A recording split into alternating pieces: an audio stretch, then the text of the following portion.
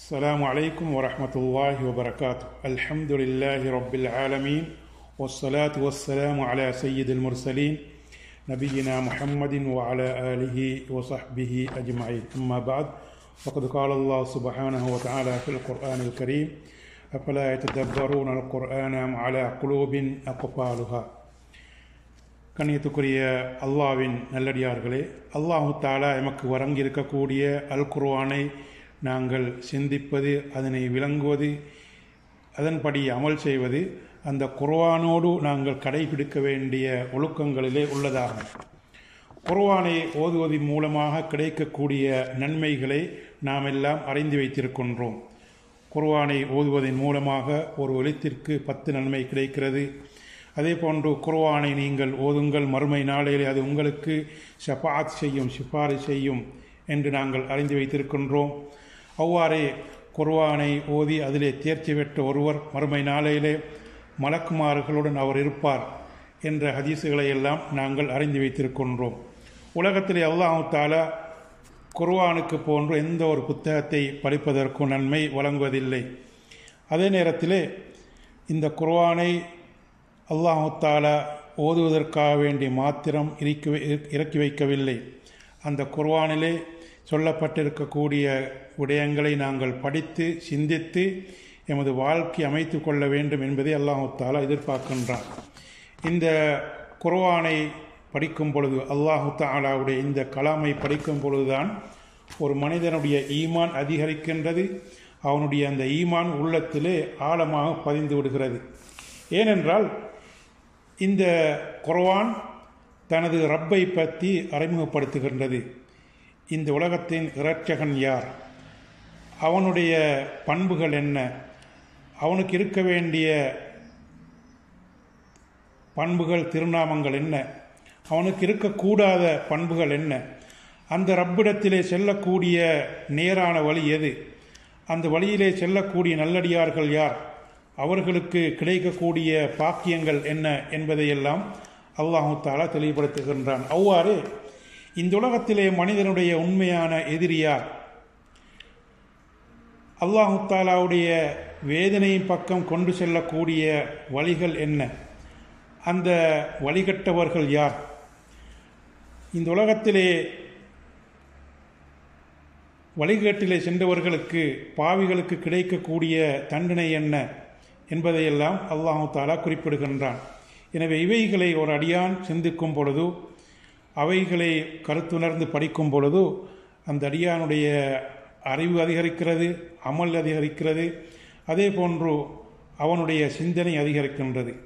இதனால் தான் அல்லாஹ் சுப்ஹானஹு வ தஆலா அல் குர்ஆனிலே பல இடங்களிலே இந்த குர்ஆனை சிந்திக்குமாறு விளங்குமாறு தெளிவுபடுத்துகின்றான். 38வது அத்தியாயம் 29வது வசனத்திலே அல்லாஹ் தஆலா கூறுகின்றான், கிதாபுன் அன்ஸல்நாஹு இலைக முபாரக்குல் லியத்தப்பரு ஆயாதி வலியததக்கர உலுல் அல்பாப். நபியே, இந்த குர்ஆனாகிய இது பாக்கியமிக்க வேதமாகும். இதனுடைய வசனங்களை அவர்கள் சிந்திப்பதற்காகவும் அறிவுடையோர் நல்லுபதேசம் பெறுவதற்காகவும் நாங்கள் உங்கள் மீது இறக்கி வைத்தோம் என்று அல்லாஹ் தஆலா கூறுகின்றான். குர்ஆனை ஓதுவதால் அதிக நன்மை இருக்கிறது என்பதில் எந்தவிதமான சந்தேகமும் இல்லை. ஆனால் இந்த புனிதமான குர்ஆன் இறக்கி வைக்கப்பட்ட அடிப்படை நோக்கம் சிந்திப்பதற்காகவே அன்றி வெறும் கருத்துணராமல் ஓதுவதற்கு மாத்திரமல்ல. இதனால்தான் ஹசன் அல் பஸ்ரி ரஹிமஹுல்லா அவர்கள் கூறுகின்றார்கள், அல்லாஹ் மீது ஆணையாக குர்ஆனின் சட்ட திட்டங்களை பால்படுத்திவிட்டு அதன் எழுத்துக்களை மாத்திரம் மனனம் செய்வது குர்ஆனை சிந்திப்பதா மாறிவிடாது என்று அவர்கள் கூறுகின்றார்கள். அவ்வாறு அல்லாஹ் தஆலா மற்றொரு வசனத்திலே குறிப்பிடுகின்றான், அஃபலா யததப்பரூனல் குர்ஆன் வலவ் கான மின் இந்தி கைரில்லாஹி லவஜது ஃபீஹி இக்திலாஃபன் கஸீரா. அவர்கள் இந்த குர்ஆனை கவனமாக சிந்திக்க வேண்டாமா, இது அல்லாஹ் அல்லாத பிறரிடமிருந்து வந்திருந்தால் இதில் ஏராளமான முரண்பாடுகளை அவர்கள் கண்டிருப்பார்கள் என்று கூறுகின்றான். 4வது அத்தியாயம் 82வது வசனம். இதற்கு விளக்கம் அளிக்கும் பொழுது இமாம் இப்னு கஸீர் ரஹிமஹுல்லா அவர்கள் குறிப்பிடுகின்றார்கள், அல்லாஹ் தன் அடியார்களை இந்த குர்ஆனை சிந்திக்கும்படியும் அதன் தீர்க்கமான கருத்துக்களையும் இலக்கிய வசனங்களையும் இலக்கிய நடைகளையும் உணராமல் அதை புறக்கணிப்பதையும் அல்லாஹ் தஆலா தடுக்கின்றான். இந்த குர்ஆனுடைய வசனங்களை கருத்துணர்ந்து படிக்கும்படி ஏவப்பட்ட தெளிவான கட்டளையாகும். இதே போன்று அல்லாஹ் தஆலா மற்றொரு இடத்திலே கூறுகின்றான், அஃபலா யததப்பரூனல் குர்ஆன் அம் அலா குலூபின் அக்ஃபாலுஹா, அவர்கள் இந்த குர்ஆனை சிந்திக்க வேண்டாமா, ஆராய்ந்து பார்க்க வேண்டாமா, அல்லது அதனை சிந்திக்க முடியாத அளவு அவர்களுடைய இருதயங்களில் அவற்றின் மீது அவர்களுடைய உள்ளங்கள் மீது பூட்டு போடப்பட்டிருக்கிறதா என்று அல்லாஹ் தஆலா கேட்கிறான். 47வது அத்தியாயம் 24வது வசனம். அதே போன்று அல்லாஹ் தஆலா மற்றொரு இடத்திலே கூறுகின்றான், அல்லதீன ஆதைனாஹுமுல் கிதாப யத்லூனஹு ஹக்க திலாவத்திஹி உலாயிக யுக்மினூன பிஹி வமன் யக்ஃபுர் பிஹி ஃபஉலாயிக ஹுமுல் காசிரூன்.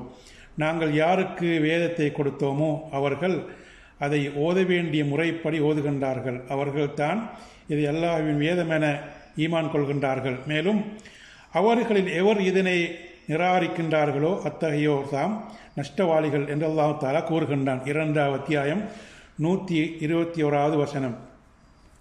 இந்த குர்ஆன் ஆயத்துக்கு இமாம் இப்னு கஸீர் ரஹிமஹுல்லாஹ் அவர்கள் விளக்கம் கொடுக்கும்போது கூறுகின்றார்கள், அப்துல்லா இப்னு மஸ்ஊத் ரலியல்லாஹு அன்ஹு அவர்கள் குறிப்பிடுகின்றார்கள், எனது உயிர் எவனுடைய கையில் இருக்கிறதோ அவன் மீது சத்தியமாக குர்ஆனை ஓத வேண்டிய முறைப்படி என்பது அந்த குர்ஆன் ஹலாலாக்கியதை ஹலாலாக்குவதும் அது ஹராமாக்கியதை ஹராமாக்குவதும் அல்லாஹ் இறக்கிய முறைப்படி ஓதுவதுமாகும் என்று அவர்கள் குறிப்பிடுகின்றார்கள்.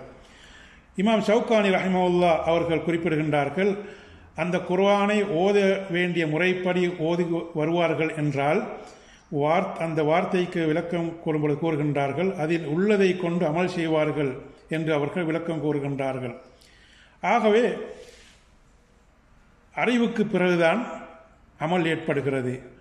அதே போன்று அறிவு ஏற்பட வேண்டும் என்று சொன்னால் குர்ஆனை பற்றிய தெளிவு சிந்தனை ஏற்பட வேண்டும். அதன் மூலம்தான் அந்த குர்ஆன் மூலம் நாங்கள் அமல் செய்ய முடியும். எனவே குர்ஆனை நாங்கள் படிக்காவிட்டால் சிந்திக்காவிட்டால் குர்ஆன் படி எம்மால் அமல் செய்து கொள்ள முடியாது. இதனால்தான் ரசூலுல்லாஹி ஸல்லல்லாஹு அலைஹி வஸல்லம் அவர்கள் கூறினார்கள், வமஜ்தமஅ கௌமுன் ஃபீ பைத்தின் மின் புயூத்தில்லாஹி, அல்லாஹ் தஆலாவுடைய இல்லங்களிலே ஒரு இல்லத்தில் ஒரு கூட்டம் ஒன்று கூடி யத்லூன கிதாபல்லாஹி வயததாரஸூனஹு பைனஹும், அல்லாஹ்வுடைய இந்த வேதத்தை ஓதி அவர்களுக்கிடையிலே அவர்கள் படித்துக் கொள்கின்றார்கள். இப்படிப்பட்ட மனிதர்களுக்கு கிடைக்கக்கூடிய பாக்கியம் என்னவென்றால், இல்லா நஸலத் அலைஹிமுஸ் ஸகீனா, அவர்கள் மீது அல்லாஹ்வுடைய அமைதி இறங்குகிறது. வகஷியத்ஹுமுர் ரஹ்மா, அல்லாஹ்வுடைய அருள் அவர்களை சூழ்ந்து கொள்கிறது. வஹஃபத்ஹுமுல் மலாயிகா, அல்லாஹ்வுடைய மலக்குமார்கள் அவர்களை சூழ்ந்து கொள்கின்றார்கள் என்று ரசூலுல்லாஹி ஸல்லல்லாஹு அலைஹி வஸல்லம் அவர்கள் கூறினார்கள்.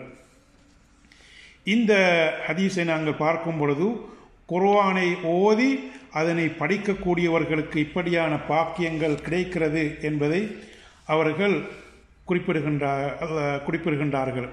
இமாம் இப்னு கஸீர் ரஹ்மஹுல்லாஹ் அவர்கள் கூறுகின்றார்கள், குர்ஆனின் கருத்தை உணராமல் படிப்பது அதனை முற்றிலும் புறக்கணித்து ஓதுவதற்காகும் என்று அவர்கள் கூறுகின்றார்கள். ஏனென்றால் அல்லாஹ் தஆலா அவனுடைய திருமறையிலே கூறுகின்றான், நபி ஸல்லல்லாஹு அலைஹி வஸல்லம் அவர்களை குறிப்பிடுகின்றான், இன்ன கௌமி இத்தஹது ஹாதல் குர்ஆன மஹ்ஜூரா, இறைவா நிச்சயமாக எனது சமூகத்தார் இந்த குர்ஆனை முற்றிலும் புறக்கணித்து ஒதுக்கிவிட்டார்கள் என்று நபி ஸல்லல்லாஹு அலைஹி வஸல்லம் அவர்கள் கூறினார்கள். இதற்கு விளக்கம் அளிக்கும் பொழுதுதான் இமாம் இப்னு கஸீர் ரஹ்மத்துல்லாஹி அவர்கள் கூறுகின்றார்கள், குர்ஆனின் கருத்துக்களை அதனுடைய பொருள்களை உணராமல் படிக்காமல் இருப்பது அதனை முற்றிலும் புறக்கணித்து ஒதுக்குவதாகும். இமாம் இப்னு கையிம் ரஹ்மத்துல்லாஹி அவர்கள் கூறுகின்றார்கள், குர்ஆனை புறக்கணிப்பது பல வகையாகும். அதில் 4வது வகை அந்த குர்ஆனிலே சொல்லப்பட்டிருக்கக்கூடிய கருத்துக்களை உணர்ந்து படிப்பதை விட்டுவிடுவதாகும் என்று அவர்கள் குறிப்பிடுகின்றார்கள். இந்த வகையிலே குர்ஆனிலே சொல்லப்பட்டிருக்கக்கூடிய கருத்துக்களை படிக்கும் பொழுது விளங்கும் பொழுது குர்ஆனை அதிகமாக ஓத முடியாது என்று நினைத்து சிலர்கள் அதிகமாக ஓதுவதற்கு முற்படுகின்றார்கள். ஆனால் குர்ஆனை விளங்கி சிந்தனையோடு கொஞ்சமாக ஓதுவது அதிகமாக குர்ஆனை ஓதுவதை விட சிறந்ததாகும். அதாவது பொருள்களை விளங்காமல், கருத்துக்களை விளங்காமல், சிந்திக்காமல் குர்ஆனை பலமுறை ஓதி முடிப்பதை விட சிந்தனையோடு படித்து குர்ஆனை ஓதுவது மேலானதாகும்.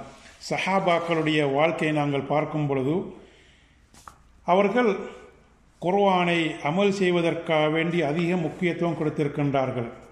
இமாம் அஹ்மத் அவர்கள் அறிவிக்கின்றார்கள், சஹாபாக்கள் எவ்வாறென்றால், குர்ஆனின் 10 வசனங்களை நபிகளாரிடமிருந்து படித்துவிட்டால் அதில் இருக்கக்கூடிய செய்திகளை படித்து அமல் செய்யும் வரைக்கும் மீண்டும் 10 வசனங்களை படிக்க மாட்டார்கள். நபிகளாரிடமிருந்து 10 குர்ஆன் வசனங்களை அவர்கள் ஓத படித்துவிட்டால் அதனை திறமையாக ஓதி அதிலே சொல்லப்பட்டிருக்கக்கூடிய அல்லாஹ்வுடைய செய்திகளை அறிந்து சிந்தித்து செயல்படுத்தும் வரைக்கும் மற்ற வசனங்களை அவர்கள் படிக்க மாட்டார்கள். இந்த அளவுக்கு அவர்கள் குர்ஆனை அமல் செய்வதற்காக வேண்டி முக்கியத்துவம் கொடுத்தார்கள். இதனால்தான் ரசூலுல்லாஹி ஸல்லல்லாஹு அலைஹி வஸல்லம் அவர்கள் ஒரு நாள் இரவு குர்ஆனுடைய ஒரே ஒரு வசனத்தை மாத்திரம் காலையாகும் வரைக்கும் திரும்ப திரும்ப ஓதிக்கொண்டிருந்தார்கள். இன் துஅذிபுஹும் ஃபஇன்னஹும் இபாதுக், யா அல்லாஹ், அவர்களை வேதனை செய்தால் நிச்சயமாக அவர்கள் உனது அடியார்களே.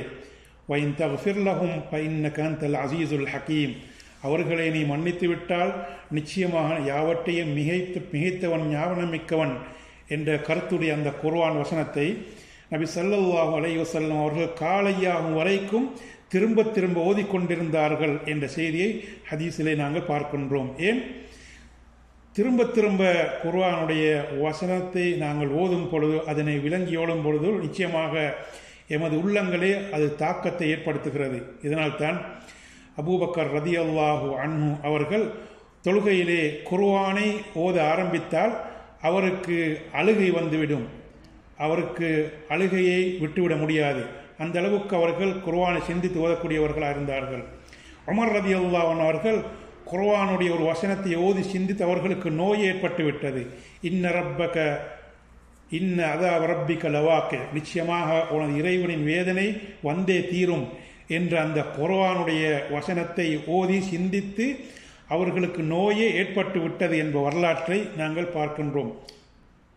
இந்த அளவுக்கு நபிகளாருடைய வாழ்க்கையிலே, சஹாபாக்களுடைய வாழ்க்கையிலே குர்ஆன் தாக்கத்தை ஏற்படுத்தி இருப்பதை நாங்கள் பார்க்கின்றோம். ஏனென்றால் அவர்கள் அந்த குர்ஆனை ஓதுவதோடு மாத்திரம் நிறுத்தி கொள்ளவில்லை, அதனை விளங்கினார்கள், சிந்தித்தார்கள், அதன்படி செயல்பட்டார்கள். அந்த வகையிலே அல்லாஹ் சுப்ஹானஹு வ தஆலா சுவர்க்கத்தை பற்றி, சுவர்க்கத்தில் இருக்கக்கூடிய இன்பங்களை பற்றி, சுவர்க்க வாசிகளை பற்றி பல இடங்களில் சொல்லி காட்டுகின்றான். எனவே அவைகளை நாங்கள் படிக்கும் பொழுது நிச்சயமாக அந்த இன்பங்களை அடைய வேண்டும் என்ற ஆசை எனது உள்ளத்திலே வந்துவிடும். அதே போன்று நரகத்தை பற்றி, நரகத்தில் இருக்கக்கூடிய வேதனைகளை பற்றி, நரகவாசிகளை பற்றி, மறுமை நாளின் காட்சிகளை பற்றி, அதனுடைய பயங்கரங்களை பற்றியெல்லாம் அல்லாஹ் தஆலா குர்ஆனிலே பல இடங்களில் சொல்லி காட்டுகின்றான். அவைகளை படிக்கும் பொழுது நிச்சயமாக பாவங்களை விட்டும் எம்மை தவிர்த்து கொள்ள வேண்டும் என்ற உணர்வு எமது உள்ளங்களில் நிச்சயமாக ஏற்பட்டுவிடும். அந்த வகையிலே குர்ஆனை நாங்கள் கொஞ்சமாக ஓதினாலும் அவைகளை நாங்கள் விளங்கி உணர்ந்து ஓதுவதற்கு நிச்சயமாக நாங்கள் முயற்சி செய்ய வேண்டும். அதன் மூலமாகத்தான் இந்த குர்ஆனின் மூலமாக பூரணமான பயனை பெற்றவர்களாக ஆகிவிட முடியும். எனவே அல்லாஹ் சுப்ஹானஹு வ தஆலா இந்த குர்ஆனை அதிகமாக ஓதி அதனுடைய அல்லாஹ்வுடைய கலாமில் இருக்கக்கூடிய செய்திகளை, வழிகாட்டல்களை நாங்கள் உணர்ந்து சிந்தித்து விளங்கி செயல்படுவதற்கு அல்லாஹ் சுப்ஹானஹு வ தஆலா எம் அனைவருக்கும் தௌஃபீக் செய்வானாக. வாஹிரு தஅவானா அனில் ஹம்துலில்லாஹி ரப்பில் ஆலமீன். வஸ்ஸலாமு அலைக்கும் வரஹ்மத்துல்லாஹி வபரகாத்துஹு.